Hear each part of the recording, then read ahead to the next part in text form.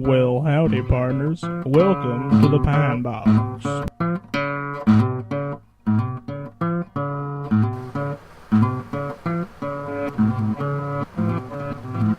This episode of the Pine Box is brought to you by 2 cups of coffee, a bowl of good weed, the fear of mediocrity, my mom, crushing existentialism, and finally, the almighty glow cloud. All hail the glow cloud.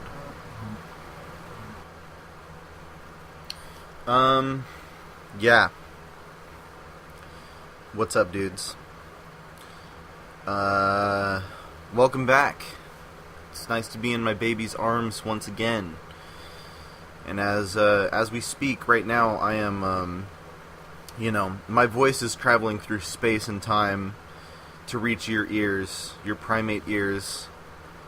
Can you even comprehend what I'm saying? You know, the words are being warped through not only the internet, but my microphone that I'm speaking into. And as we speak, dear citizens, I'm drinking a Capri Sun, and I think I'll share that with you guys right now. Are you ready for that? Are you ready for the sound of me drinking a Capri Sun to enter your ears through time and space?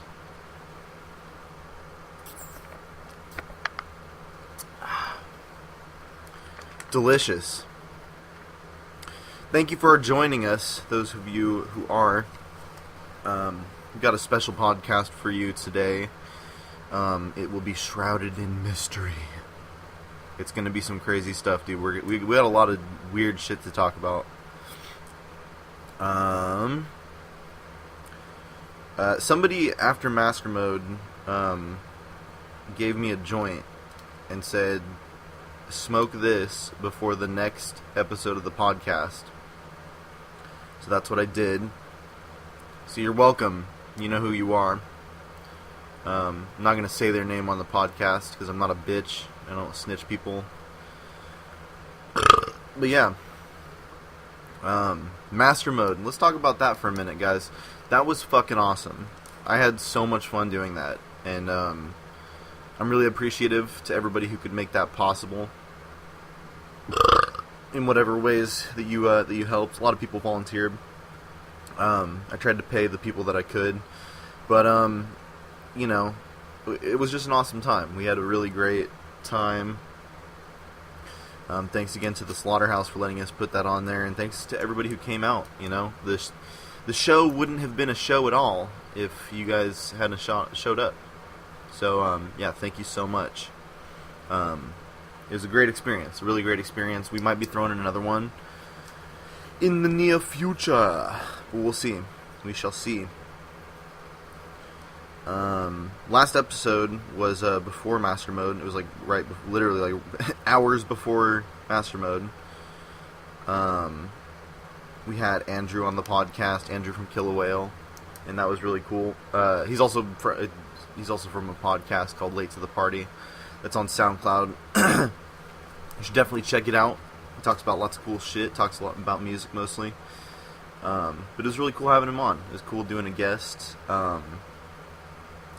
It was super cool, dude. It was really... I had a great time. We talked about thrash metal bands and, fucking Pokemon. We talked about Pokemon for a long time. Dude's just amazing. Just an amazing... Also, we got to see them later that night in Kill a Whale and Master Mode. That shit was awesome. It was super fresh. Super dank. And the new Pine and Palm EP. We've been working on that shit. The last week and a half, 2 weeks, we've been working on this thing. Just doing all the shit.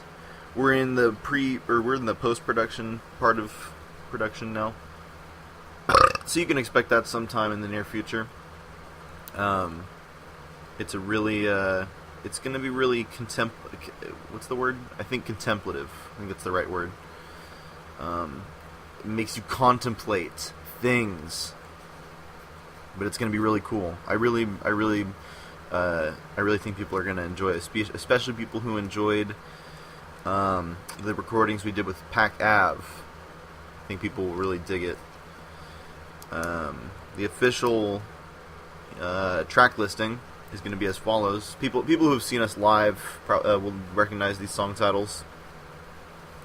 It will go Dakota, I Killed John F. Kennedy, For Loco Ono, and then Engineer Song. Yeah, and we're really happy to deliver that to you guys. We're really hoping you guys dig it. We're hopefully going to have some cool like t-shirts and stuff to go along with it. But more on that later. More on that as it comes. Also went to the Grape Festival last night. I don't know if anybody went. It was super cool. It was super fun. We saw Led Zeppelica, the Led Zeppelin cover band. And, dude, the lead singer has some great abs. Has some very great abs. Very tasty abs. But does anybody else... Can anybody else picture... Like, I don't know. I'm just thinking the Grape Festival, you know, it just sounds like something that would be like a barbaric, you know, like the Oracle of the Seasons, like, you know, let's, we had a good grape harvest this year. Let's, we need a festival. We need to have a festival to celebrate our grapes. I don't know. I was just thinking about that the whole time I was there. It was, you know, a lot of it wasn't even about grapes. You know, they were doing this, which was one really cool part of the Grape Festival was the Stomp Out Childhood Cancer thing. They're doing like a fundraiser for, you know, donating to, you know, children who have cancer and the efforts to try to alleviate their pain. You know, that was a really cool part of it, and that was like literally the only part of the Grape Festival that had anything to do with grapes, because it was they're doing like stomp, you know, like fundraising grape stomping, you know, people stomp grapes and pay for it. I don't know exactly what they're doing, but it's Stomp Out Childhood Cancer. You know, it's like as you stomp the grapes, as your feet mash the grapes to wine, so do we stamp childhood cancer in the throat. So, yeah. I don't know, man. Grape Festival was trippy. It was awesome. Lots of cool rides. Lots of cool people and faces. I believe my buddy William Sconce made an appearance there and played a set. Didn't see him there, but I think I saw him post something about it on Facebook. But yeah, it was a good time. Some podcast shit we got to talk about. Some shit about this podcast. Last episode, here's your weekly redaction from last week's episode. We totally didn't mention Sleep Spindles Bandcamp. You guys enjoyed the song last time. It was Talkin' Tongues by Sleep Spindles. And you can check them out at sleepspindles.bandcamp.com. Just really cool music. They're just like poppy, how would I describe? Twinkly pop alternative stuff. Alternative grunge. I don't know. They're just indie rock or whatever. But they're really good. You should check them out if you get the chance. Excuse me. I've been thinking about possibly changing the format, the time of this podcast. I usually do it Friday mornings, as I'm doing right now. But the day before Master Mode, we did Saturday morning. Pardon me. But yeah, we might change to Saturday mornings, because you know what? I like the feeling of like a Saturday morning cartoon. You know what I mean? Like you're watching a Bugs Bunny cartoon on Saturday morning. You know, Saturday morning's just got a certain feel to it. You know, that Friday morning doesn't have. I don't know. But I've been thinking about that because a couple people have been... The other reason for it really is that a lot of my guests have Saturdays off, but they don't have time during the week to do the podcast. So, you know, for thinking about future guests and shit like that, I've been thinking about maybe doing it Saturday. And then also, I've been thinking about doing a thing on Sundays, like maybe once every couple episodes, do something called a Sunday Mass. And just have it be straight ranting about politics, because I don't like to get super political on this podcast. We occasionally do, very occasionally, but having a Sunday thing where we sit down and we have a concise discussion about world politics, as I view them, as an ignorant 20-year-old, but that would be cool, I just like the idea of every once in a while just having a Sunday show, especially if the main during the week ones, the Friday and Saturday podcasts, whichever day I end up doing them on, it would be cool to like kind of reserve that for having a guest, if I have a guest on that week, and then having the Sunday one be more of kind of like this one in the first couple episodes that are just me just talking, in space, floating. Right now we're actually floating through space on a spaceship, and that's where I do my podcast, and I just I see galaxies and star clusters zooming by, just zipping by, and it's my second nature, it's just what I do best, second best at least. One second here. Yeah, we might have Cheap Shoes on.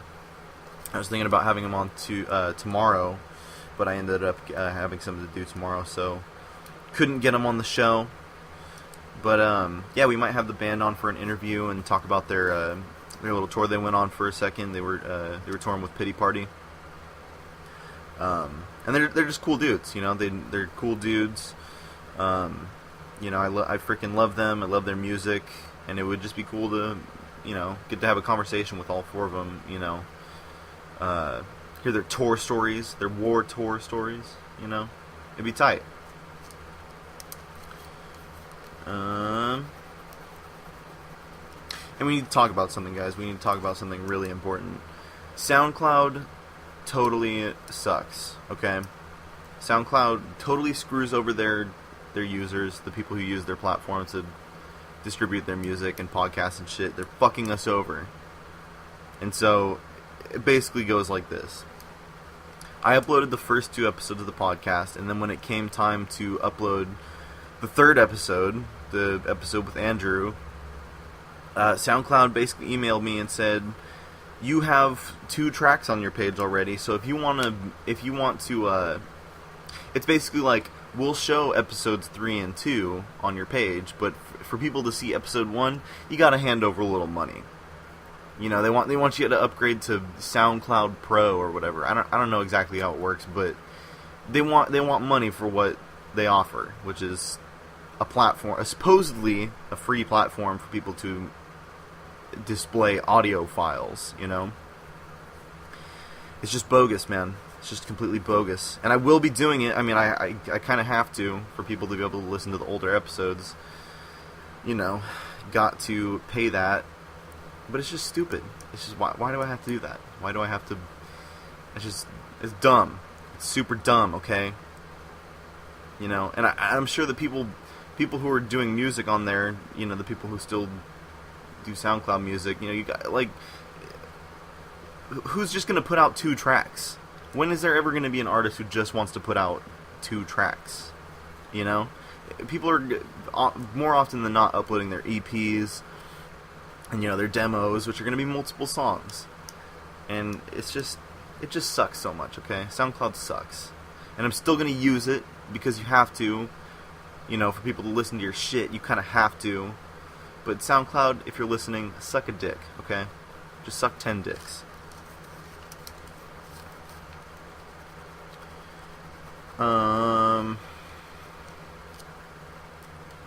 We got some nerd shit to talk about, ladies and gentlemen.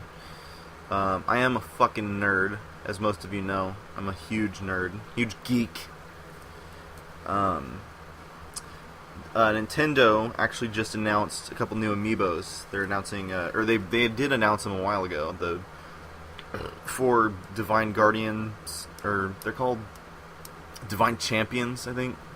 the champions of the four beast things. They announced that they're going to, release some amiibos that are in that style. But the coolest part is they just released, I think yesterday, or maybe the day before, what these amiibos do, which is, from the best of my knowledge, they give you a helmet. Each one gives you a helmet that's designed after the divine beast that you have to conquer in order to, meet those champions that the amiibos are modeled after. So that's really cool. I'm really wary of any of the amiibo shit that Nintendo's announcing and all the stuff with their DLC, all the clothing they released for the game, for Breath of the Wild. For those of you who don't know what I'm talking about right now, I'm talking about the Breath of the Wild release on the Nintendo Switch. If you don't know what I'm talking about, you're probably going to be bored as fuck.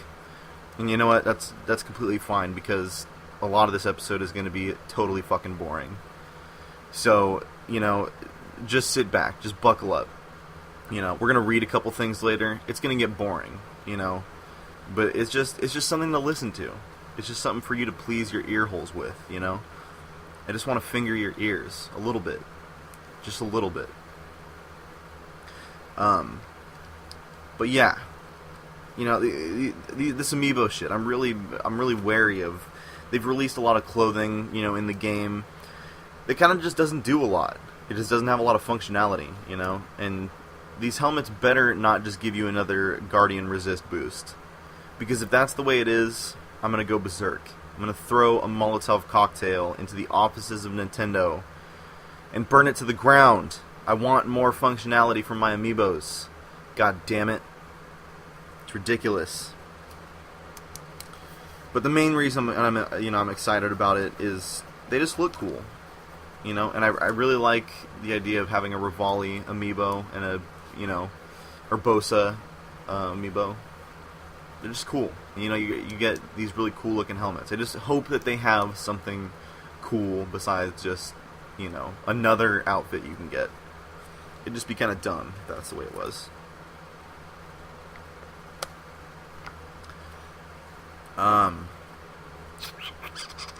don't know if anybody watched the newest, or it might not be the newest. I think there might be an episode out that's just been released. But if you've watched the new episode of Rick and Morty, did anybody else notice that Dan Harmon and Justin Roiland essentially called for the death of the bourgeoisie? That's essentially what they did. The episode was all about, this oppressive, the council of, or the Citadel, the Rick Citadel. It's this oppressive regime where they oppress Mortys and just make Mortys do whatever the fuck they want. And, these Mortys are, segregated and completely just, the Ricks have a complete monopoly over all Mortydom, And essentially what happens at the end, spoiler alert, for anybody who's trying to watch this latest season, huge spoiler. But these Mortys essentially just completely take out the Rick patriarchy, the Rick, government. They assassinate a bunch of the key players in the government. And it's just crazy, dude. It's crazy how many parallels they drew between, the Rick and Morty universe and our own universe, They're really smart about it. They really choose their shit wisely. And I'm not a huge Rick and Morty fanboy. I do love the show. I think that there is a lot of care in writing a lot of the episodes. And this latest one, man, just really brought some fucked up shit to light, They really address some subject matter that needs to be addressed, And they are addressing subject matter that Trump should be addressing, and he's not.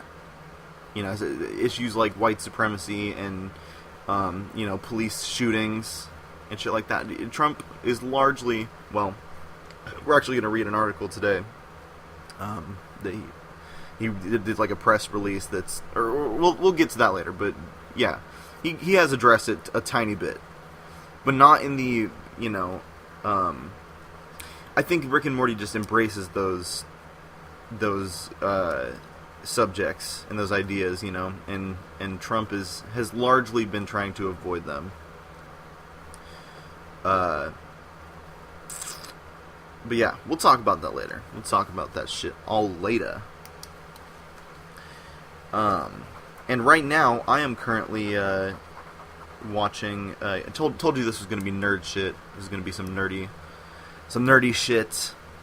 But I've been watching the new BoJack on Netflix, the new BoJack Horseman. It's season 4, I think. Yeah, season 4.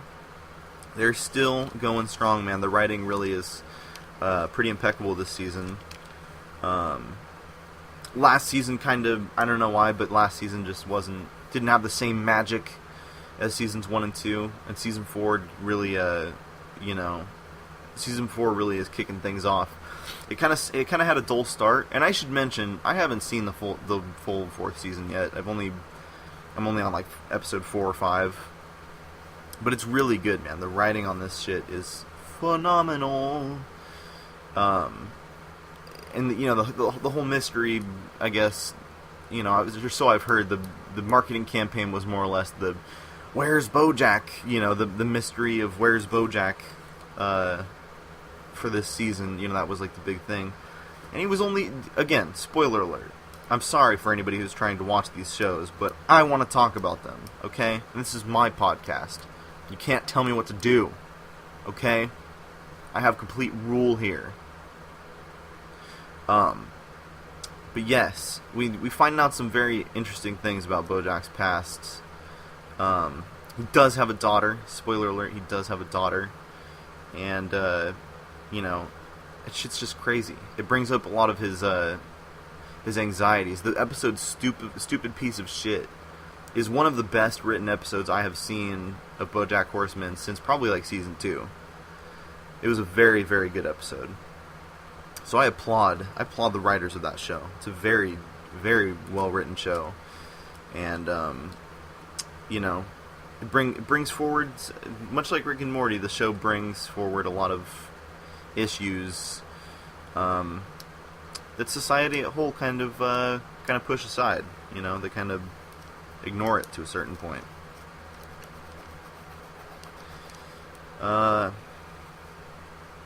I've recently got back to playing Knights of the Old Republic 2. This is some straight up nerd shit from back in the day on the Xbox. Knights of the Old Republic 2 was phenomenal. It was and still is a great game. Some of the dialogue options that they give you for this game is really beyond what they... I'm a huge fan of the Mass Effect series.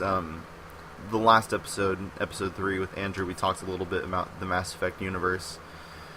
The Mass Effect games, the first 3, are definitely some of my favorite video games to play, and always have been. There's a great trilogy of games. And Knights of the Old Republic, because I'm pretty sure, to a certain point, Obsidian was doing Mass Effect. I'm pretty sure. I'm pretty sure that's the way it goes. They were working on Knights of the Old Republic, and then they started working on Mass Effect in 2007 or 2005. I don't know. I'm not gonna try to get the dates right on this thing. But yeah, Knights of the Old Republic 2 really gave you some dialogue options that Mass Effect just didn't. Mass Effect gave you a pretty direct line of dialogue. You could either pick to be Paragon or Renegade. That was like the big choice. You wanted to be basically light side or dark side. But KOTOR 2, Knights of the Old Republic 2, really gave you like a huge swath of things you could choose from, and it gave you a more nuanced character. Your character could be a lot more nuanced, I think. It had its own personality, and through the course of the game, it reacts to characters differently or gives you different dialogue options. It's really cool. It's a very cool game, and I've been playing the shit out of it with my little brother because he loves Star Wars. It's just a great game, dude. You build your own lightsaber. You get your own version of the Millennium Falcon to just fly around the fucking galaxy with. It's awesome. It's a badass game, dude. It's very badass. Because we all want to be a Jedi. At a certain point in our life, we all wish we were a fucking Jedi or a Sith, depending on who you are. But you can be that in the game. You can be a Sith if you so choose. Are you a Slytherin or are you a Gryffindor? You bitches. So yeah, we're gonna read a few things right now. I apologize to anyone that is not interested in the things I'm about to talk about, but they need to be addressed. This was this morning. I saw this article, this Trump press release. So let me plug the link in here real quick. And this is on MSN.com, I'm pretty sure. Still have to pull the link up. God damn it, Tanner, get it together. Why can't you plug your links in beforehand? I hear you, folks. I hear you. Believe me. Believe me, I hear you. But, I just have slow equipment. I just have very slow-moving equipment. And I'm unprofessional. I don't give a fuck how the podcast is received. Do you understand? So, let's plug this link in here. So this is Donald Trump addressing issues of white supremacy in his nation. In his beloved country, his beloved U.S. So this is from MSN News. Not the most reliable source, but it is a source nonetheless. And this comes straight from the White House. So it says, Trump signs resolution condemning white supremacists. This is by Julia Manchester. Uploaded 17 hours ago.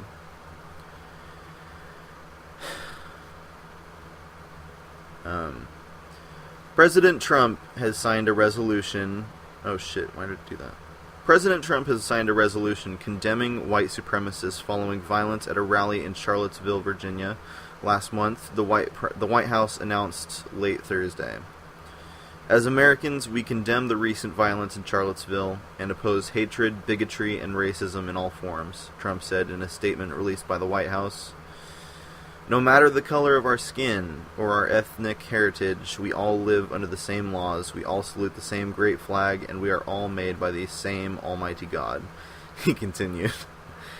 We are a nation founded on the truth that all of us are created equal. As one people, let us move forward to rediscover the bonds of love and loyalty that bring us together as Americans. The White House announced that Trump signed the measure hours after the president revisited his controversial response to the white supremacist violence in Charlottesville, saying there are some pretty bad dudes on the other side also. Talking about Antifa, obviously. A bipartisan group of senators had introduced the measure amid concerns about Trump's response to the violence, which erupted as white nationalists rallied to protest the removal of a statue of Confederate General Robert E. Lee. The resolution condemns the racist violence and domestic terrorist attack in Charlottesville, where a suspected white supremacist was accused of plowing a car into a crowd of counter-protesters, killing one and injuring more than a dozen others. It also rejects white nationalism, white supremacy, and neo-Nazism as hateful expressions of intolerance that are contradictory to the values that define the people of the United States. The White House announced earlier this week that Trump would sign the resolution. So, what that basically means is that Trump wants to have an easy ticket for what he said about the Charlottesville attacks. He wants to appease the people who are pissed off at him without actually doing anything about the racism that exists in his country. And it doesn't even really say what the resolution was meant to do. What was ultimately the goal of saying all of that? You can say that you condemn white supremacists, but are you actually going to take action against them? And for the people who do, you're considering putting them on the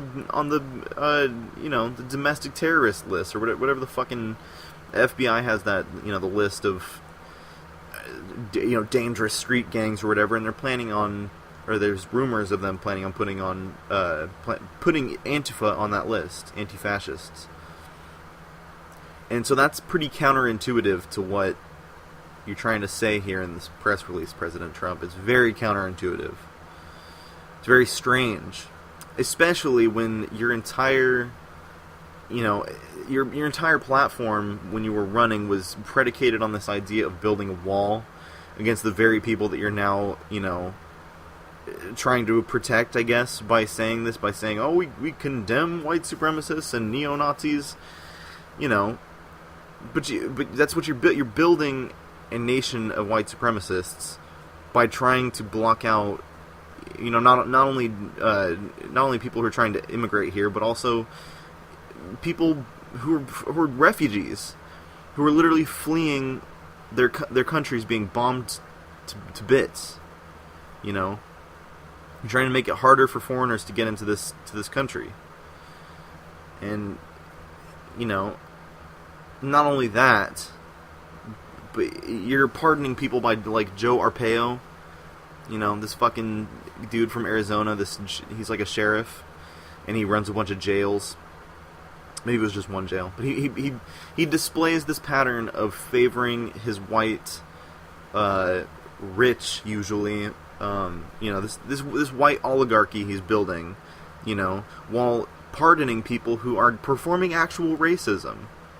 If you actively want to combat white supremacy, why not start by saying, hey, Joe Arpaio, you've been doing a lot of fucked up shit, and people are kind of tired of it, and, I'm not going to pardon you because you're building a nation that is viewing non-whiteness as a crime and as something that can be punishable by death.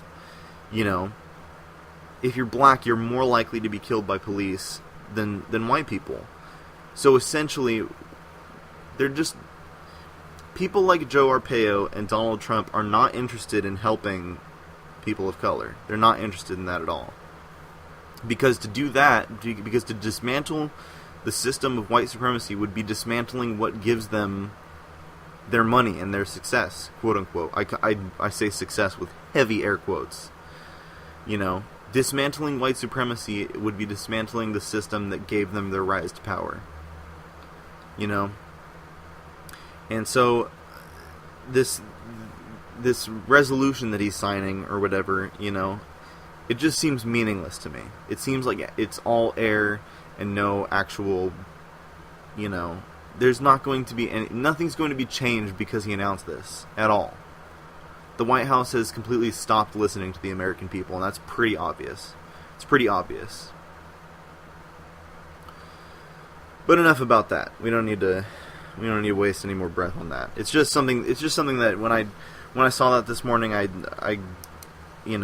had to say it on the podcast. I had to bring it up because it's completely asinine, and it pissed me off, okay? It just pissed me off.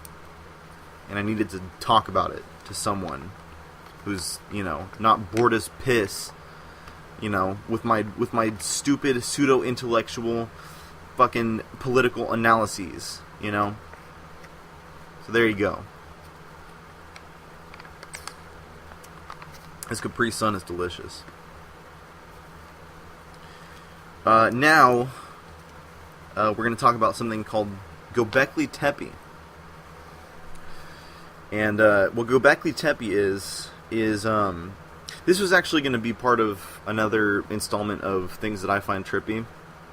I was going to do another installment of that, but just decided to just stick to this one thing, because things that I find trippy was I listed off a few things, but we're just going to talk about this one thing because it's very interesting. This site called Göbekli Tepe in Turkey, they found this excavation site. Or, they have started excavating this site. I believe in the early 1990s is when they started excavating it. And Göbekli Tepe is this site of huge megalithic superstructures, like big pillars and big rocks stacked on top of each other in T-shaped.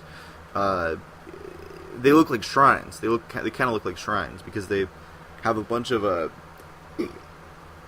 the people who built these things, chiseled them out and brought them into place. They carved a bunch of like these reliefs. I think they're called, right? Like reliefs of animals. There's like things popping out of the rocks that look like kind of like hieroglyphs. I won't call them hieroglyphs because they're not really, but they kind of resemble them. In this site of these huge rocks, these huge giant things, this is dated back to like around 10,000 BC. I think the latest dating they have is like 12,000 BC.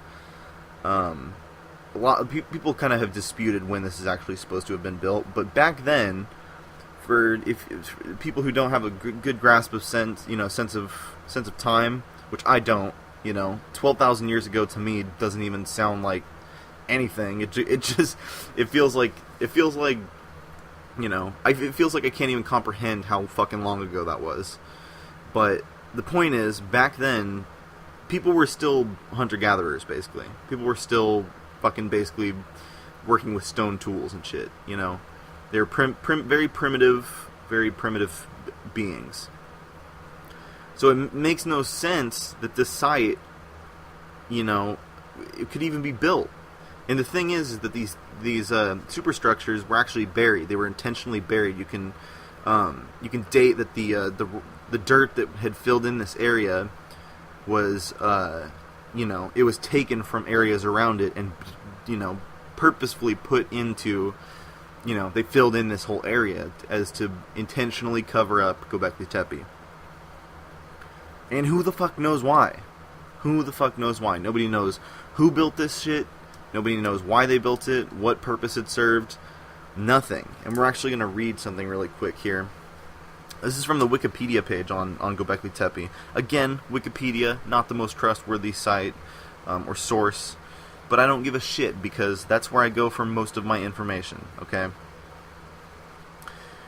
So, let me read here just a little bit from,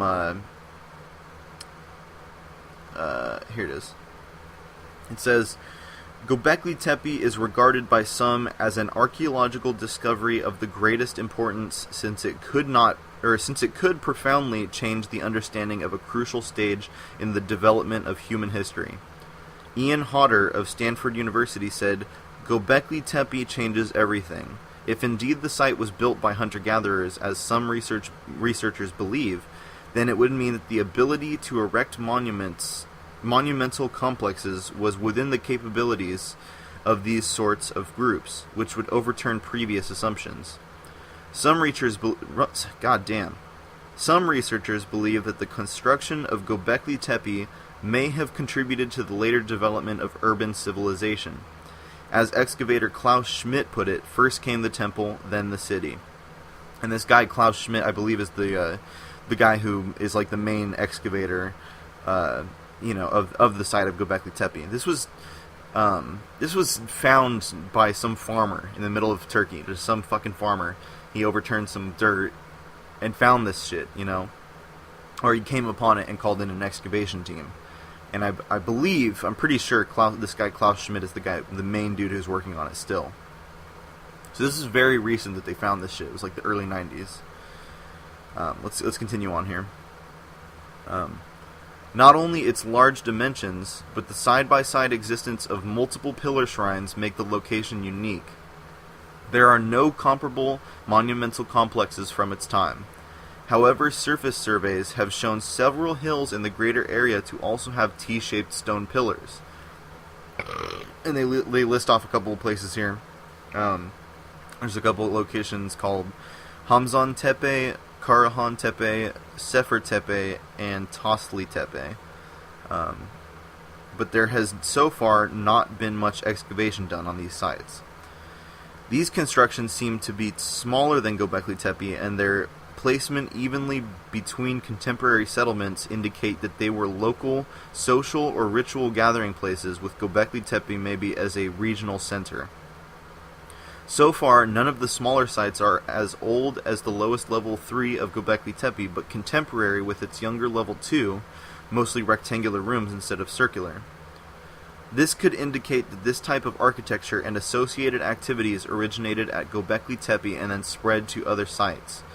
A 500 years younger site is Navali Kori, a Neolithic settlement also excavated by the German Archaeological Institute and submerged by the Ataturk Dam, I hope I'm pronouncing that right, since 1992. Its T-shaped pillars are considerably smaller, and its shrine was located inside a village. The roughly contemporary architecture at Jericho is devoid of artistic merit or large-scale sculpture, and Çatalhöyük, perhaps the most famous Anatolian Neolithic village, is 2,000 years later. At present, Göbekli Tepe raises more questions for archaeology and prehistory than it answers. It remains unknown how a force large enough to construct, augment, and maintain such a substantial complex was mobilized and compensated or fed in the conditions of pre-sedentary society. Scholars cannot interpret the pictograms and do not know for certain what meaning the animal reliefs had for visitors to the site. The variety of fauna depicted, from lions and boars to birds and insects, makes any single explanation problematic.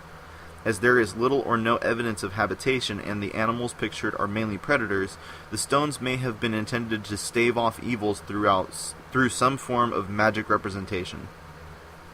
Alternatively, they could have served as totems. The assumption that the site was strictly cultic in purpose and not inhabited has also been challenged by the suggestion that the structures served as large communal houses, similar in some ways to the large plank houses of the northwest coast of North America, with their impressive house posts and totem poles. It is not known why every few decades the existing pillars were buried to be replaced by new stones as part of a smaller concentric ring inside the older one. Human burial may or may not have occurred at the site. The reason the complex was carefully backfilled remains unexplained. Until more evidence is gathered, it is difficult to deduce anything certain about the originating culture or the site's significance. Yeah, it's really weird stuff, dude. This shit is very mysterious. That's why I said we were going to have a very mysterious podcast here today. You know, this shit's wacky. You know, nobody knows who fucking built these things. And I think the conventional dating of it is like 2,000 years older than the Sphinx. You know, which is like one of the biggest structures that they, you know, pretty unexplainable how they built these fucking things. But Göbekli Tepe completely rewrites conventional history. You know, they had to have been advanced enough to build these huge structures. You know, they had these hunter-gatherers that they attribute fucking barely being able to, you know, they had these things called, what are those fucking things called? They're not bow and arrows, but they have these things they throw fucking spears out of. It's like a spear launcher. Anyway, they basically don't even know how they were able to catch food, you know, with success. And, you know, how they were able to make the shift to agricultural society. But they built these fucking huge structures. What the fuck? You know, it makes no sense. It doesn't make any sense at all, and people have yet to explain how it came to be. So that's one thing that I find trippy. Just one thing. And now, we're going to take a little break. We're going to listen to Paper Space. It's a song off their first EP, the I'm Glad EP. The song's called Team. And, yeah, you can check these dudes out at paperspace.bandcamp.com. So sit back, relax, smoke a bowl, and enjoy.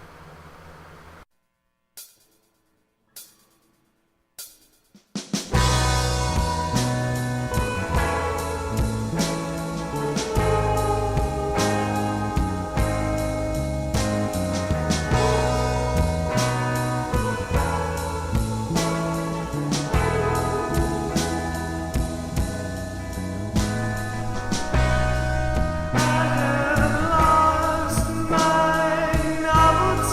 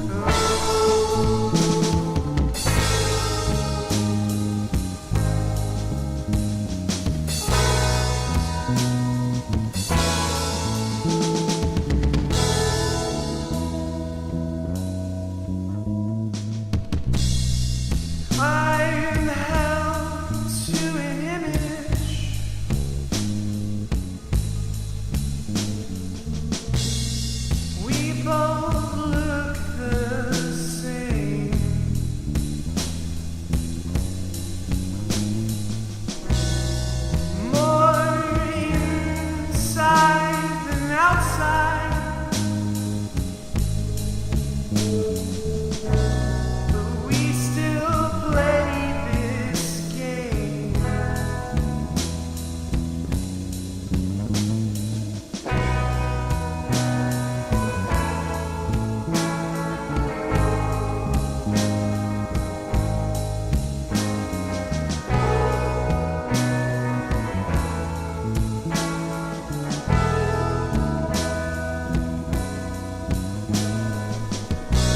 And I believe you're playing me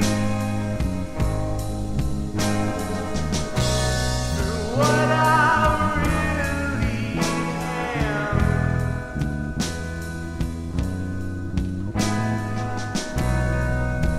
A fool without confidence,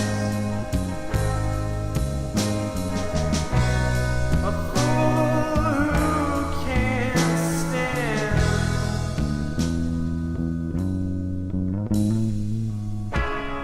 You're a hard one to read, increasing in difficulty.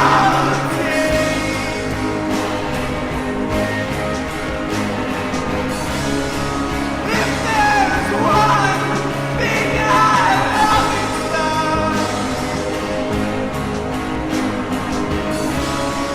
thought of you loving me.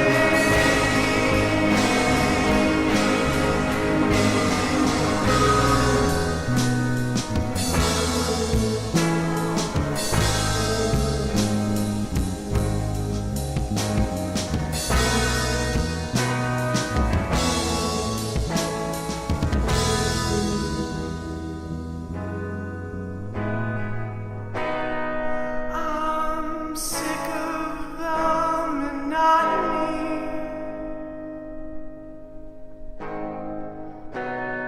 There's no point to this scheme.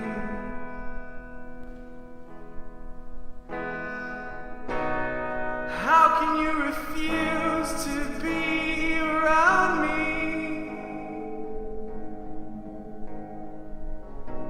We're supposed to be a team.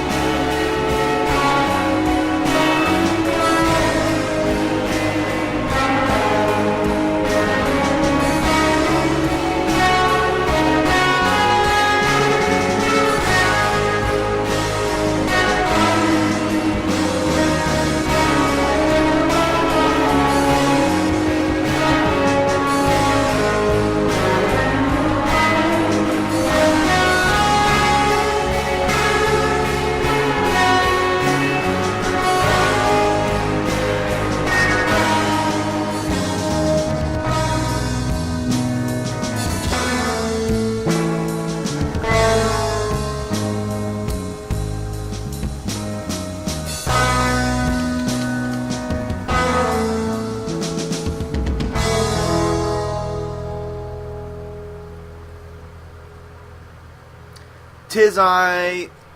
That was Tis I. That was dope as fuck. Yeah, that's Team by Paperspace off their first EP, I'm Glad EP. You can check out their more recent shit, Fireboy, on Spotify. The Fireboy EP. It's also on their Bandcamp, so you can check out paperspace.bandcamp.com. Yeah, boy! Those dudes rock. We already did Göbekli Tepe. So that means it's time for questions. That means it's time to take the questions of the dirty girls. All the dirty girls. Yeah, people asked some pretty sick questions this time, man. You know, you guys always rock it with the questions. I love answering you guys' questions. Give you the best advice that I can. Nate Shoes asks, are you doing the podcast tomorrow? Yeah, I responded that I might be, and here I am, doing the podcast. So you're welcome, Nate Shoes. Matt asks, do you think the bank has control over the U.S.? I don't think it's any one specific bank. I think it's, I think it's a very elite class of rich men.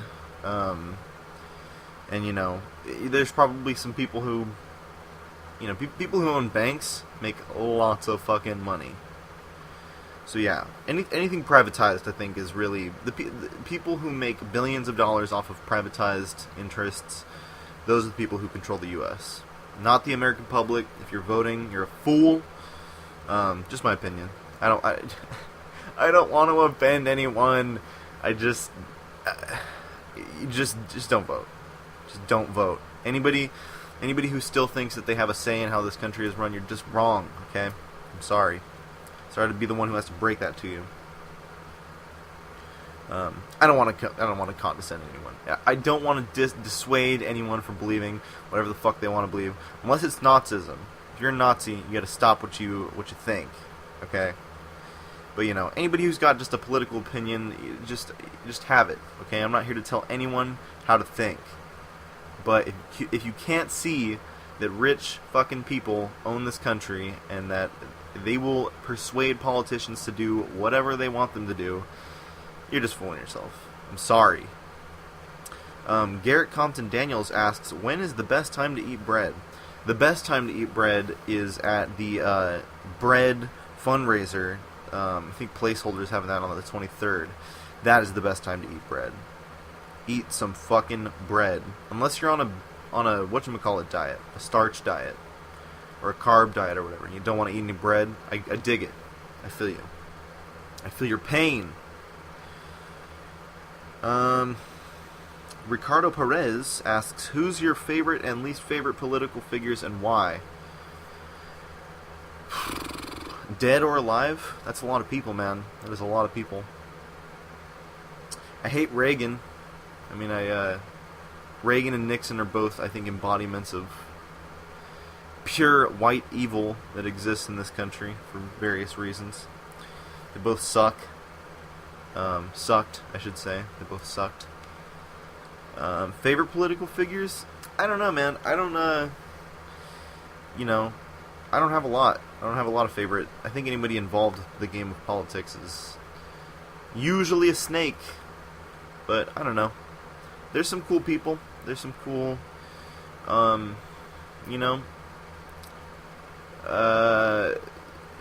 I don't know. I can't name anybody. I can't name anybody that I would necessarily, if I was going to vote anybody to be president, I would probably say nobody. Nobody should be the president, Michael Samaniego asks, how many licks does it take to get to the center of a Tootsie Pop? I call bullshit on the owl's results. Yeah, me too. Me too, man. I mean, 3 licks, and then he bites it, What an asshole. Fuck that owl. You know what? Okay, so how many licks does it take to get to it? Let's Google it. You know what? Let's Google it. Because I really don't know. Somebody has to have attempted it and tried to attempt that. How many licks does it take to get to the center of a Tootsie Pop?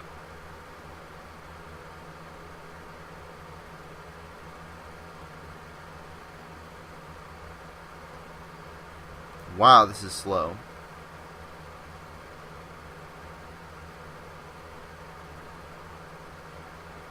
One moment! Dead air, ladies and gentlemen. Dead fucking air. A group of engineering students from Purdue University reported that its licking machine, modeled after a human tongue, took an average of 364 licks to get to the center of a Tootsie Pop. 20 of the group's volunteers assumed the licking challenge unassisted by machinery and averaged 252 licks each to the center. So somewhere between 252 and 364. I finished mine in like 5.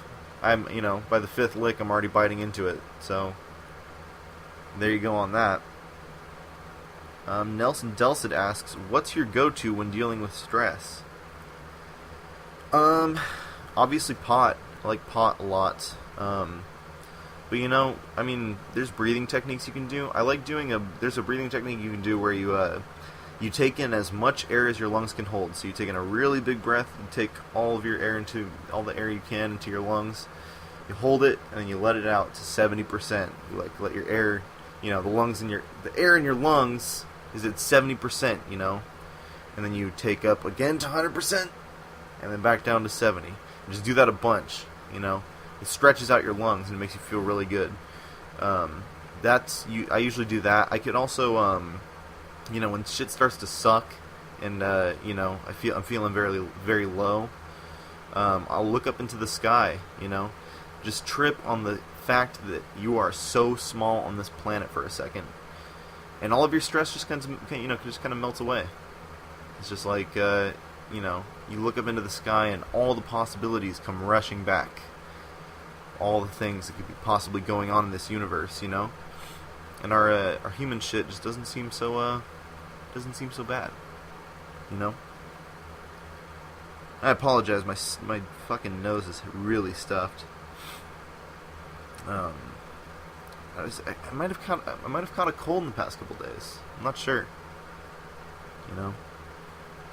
Scout Dizon asks, when's the best time to wear a striped sweater? It's all the time. One with the collar, turtleneck. It's always be doing that shit, I don't have any turtlenecks, but if I did, I would wear that shit all the time. Lexus asks, what's the deal with having to exist as a physical entity? It's just our primate body reacting to the fact that it has consciousness, and that, it can look at the universe as, imagine if, you were typing something up on your computer, and suddenly the letters that you were typing became aware that they were inside a computer program. That's essentially what we are as humans. We're animals that have become so advanced that we can view the universe from a third-party perspective. We are now the universe experiencing itself, And that's really what the deal is. That's what the deal is with being a physical entity, You are cast into a primate body, presumably. That's all. That's the only reflection of the universe that we have seen, unless you believe in the Area 51 shit, get on the real conspiracy theory train, we are the only intelligent universe or intelligent reflections of the universe that we can see and comprehend, and that's only on Earth. We don't have the technology to get anywhere else, so we're trapped in this viewpoint of, anywhere we look into the sky, we're still viewing it from Earth, unless we're traveling by satellite or in one of those fucking gigantic space stations, I think there's one floating above China, right? They have a huge one up there. But all I'm saying is that so far, all we can see is ourselves, that is living at least, and intelligent. So it begs the question, what's the deal with it all? And the deal is that you have to, you must view the universe with compassion because you are part of it. You've got to view the universe as if you were the creator and the created of it. Does that make any sense? This is all just ridiculous talk, ladies and gentlemen. This is all just shit that could possibly be. We really don't know. We don't know. There's no way to concretely know if we are experiencing objective reality, or if that's only something that a trans-dimensional, being would know. That's the only thing that would know that, and we can't experience it. We're trapped in this primate, three-dimensional body. And that, ladies and gentlemen, is our show. And in closing, come out to Cast Iron tonight at 7 p.m. To see the other half of my band and the other half of my life, Cheyenne, as she plays some tasty jams. Cast Iron at 7. And September 23rd, as well as the bread fundraiser, we have the Batcave Alumni Show at the Batcave in Oakdale. So make sure you come out. Thank you for listening so much. I appreciate it. And babies out the goddamn windows.